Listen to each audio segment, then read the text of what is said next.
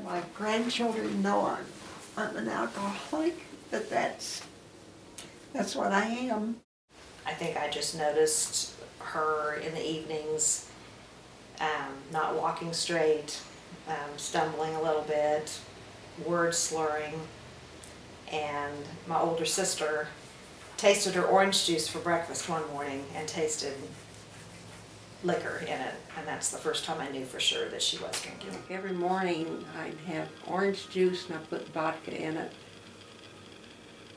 And I think of all the times that I was drinking and would, like when the kids were little, to be driving. And thank God I never had an accident. It was worse as us kids got older. You know, I spent a lot of time with friends or with boyfriend, and I know she was lonely, and nobody, you know, we just didn't want to spend time with her. The kids were staying away from home more.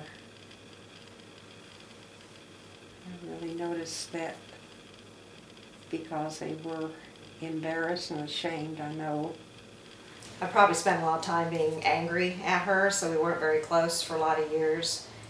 I would get up in the middle of the night and search the house for her bottles to pour them out before morning to make sure she would be up for work. And then she'd go by, and, you know, I'm thinking, God, that's probably how many hundreds of dollars of grocery money that I was pouring down the sink. Yeah. But I think maybe the losing your grandfather was probably, because I well, I never did go through the steps of grieving like you're supposed to, I guess, because I had the 4 children. I think I thought I had to be strong and brave for them.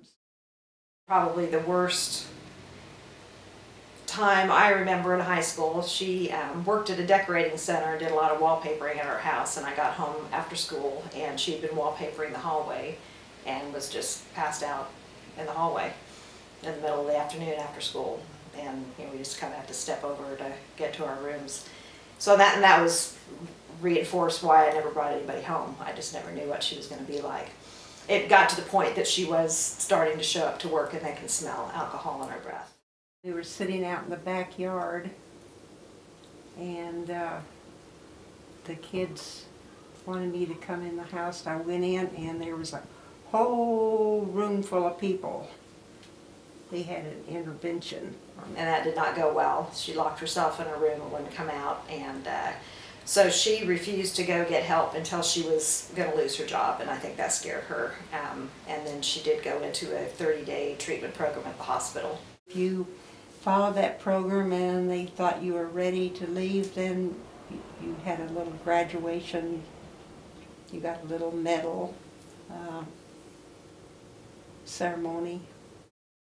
After being widowed for 12 years, she got married right away and they moved to Texas. And they lived there for probably 6-7 years, and he died of cancer. And it was soon after that that she relapsed and started drinking again. And I think in her mind that was not relapsing because she wasn't drinking alcohol, she was drinking mouthwash. You know, and I'm not angry. A lot of, you know, you're probably wondering why don't you, you know, hate her. But I know, I guess going through raising you guys pretty much on my own, yeah, I can't imagine having 4 kids. And she was 36 years old, out in California with no family. So, yeah, she did, you know, I admire her for what she's done. She handled it the best she could. To this day, I feel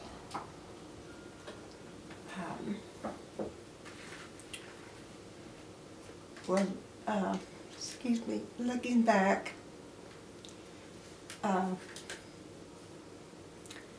what I did to my children, that's the thing that I regret. That I wasn't a better mother for them. I mean, that they can look back and remember me how I was when I was drinking. That's the thing.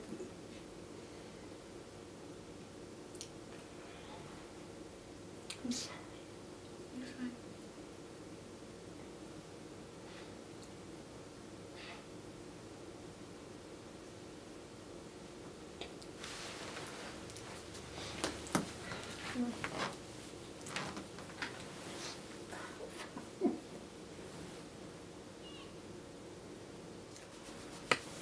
She was worried about upsetting you. Well, I'm glad. I'm glad this happened. Well, Really, really.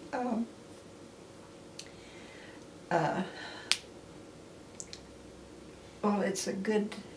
like I told her, I said it's just something, and alcoholic families that just get swept under the rug and nobody talks Yeah. about it. So Yeah, it's good that it's being brought out. And I think too that probably with my diabetes I wouldn't be having that if it weren't for that. So I think all my health issues, I think, looking back, probably was brought on by that. You know, if I could do everything over with, I wouldn't. I wish I could take it all back, but I can't. So that's who I am.